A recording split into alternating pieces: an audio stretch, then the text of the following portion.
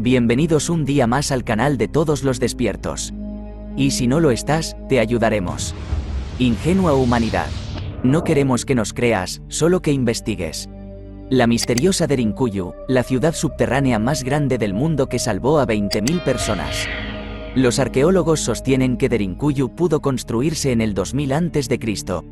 Arquitectura subterránea frente a los desafíos del clima, ahondar en la tradición para anticipar el futuro.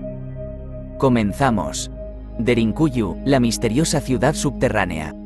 En 1963, un individuo, cuyo nombre la historia no ha conservado, intentando resolver por qué sus gallinas no volvían después de atravesar un agujero de su muro, decidió picar la pared y descubrió un túnel. Llevaba a un enorme complejo de cámaras y salas, semejante a un gran hormiguero. Este simple gesto es lo que puso al descubierto la ciudad subterránea más grande de la que se tiene registro. La antigua ciudad de Elengbulu, hoy conocida como Derinkuyu, escondida en medio de un paisaje de ensueño, está en la región de Capadocia, Turquía, y a día de hoy sigue manteniendo numerosos interrogantes sin resolver. Una ciudad bajo tierra con una red masiva de túneles que cuenta con 18 pisos y alcanza los 85 metros de profundidad. Pensemos que el edificio de la Torre Mau de Madrid tiene el mismo tamaño, que era capaz de albergar a 20.000 personas. Contaba con un lugar para albergar animales, almacenes, una escuela, bodegas, tiendas de alimentación e incluso un bar y pequeñas iglesias. Si bien la arquitectura subterránea es propia de la región, ya que la roca blanda de la zona hace relativamente fácil darle forma, nada es comparable a la envergadura constructiva de Derinkuyu, que sigue sorprendiendo a los ingenieros modernos. Además, los constructores de entonces tenían que asegurar cada avance por los túneles de Derinkuyu para eliminar toda amenaza de derrumbamiento.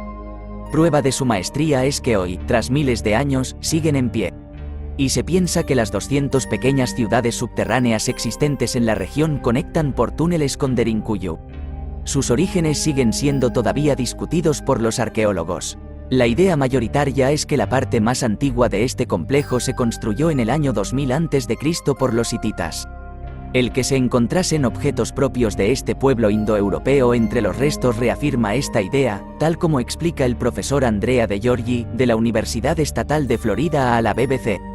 Pero gran parte de ella se cree que fue diseñada por los frigios. Luego pasarían por la ciudad los persas y los cristianos de la era bizantina. Finalmente, en 1920, sería abandonada por los griegos de Capadocia tras su derrota en la guerra greco-turca. La hipótesis más segura para De Giorgi es que en muchos casos sirviera de refugio frente a la invasión de un ejército enemigo, especialmente durante las guerras entre bizantinos y árabes o contra las incursiones de los mongoles. Uno de los indicios que sirven para apoyar esta teoría es el hallazgo de puertas de piedra circulares, de 55 kilos, situadas en 3 puntos estratégicos que solo podían cerrarse desde dentro. Aunque, en realidad, esta opción podía convertirse en una espada de doble filo, porque el refugio podía terminar siendo una tumba masiva para sus moradores. Los enemigos, sabedores de ello, en ocasiones intentaban envenenar los pozos para obligar a que la población saliera de su escondite subterráneo. Y en tiempos de paz, también se especula que pudo servir como cobijo para resguardarse de las temperaturas extremas durante largos periodos de tiempo. Sus constructores hicieron más de 50 conductos de ventilación y numerosos pozos. Es más, antes de que fuese redescubierta, la población usaba estos pozos sin saber que con cada metro que sus cubos avanzaban estaban pasando por los niveles del enclave subterráneo. De hecho, Derinkuyu, en turco, se traduce como pozo profundo. Sus constructores organizaron los niveles de tal modo que los pisos superiores estarían destinados a las viviendas y los establos.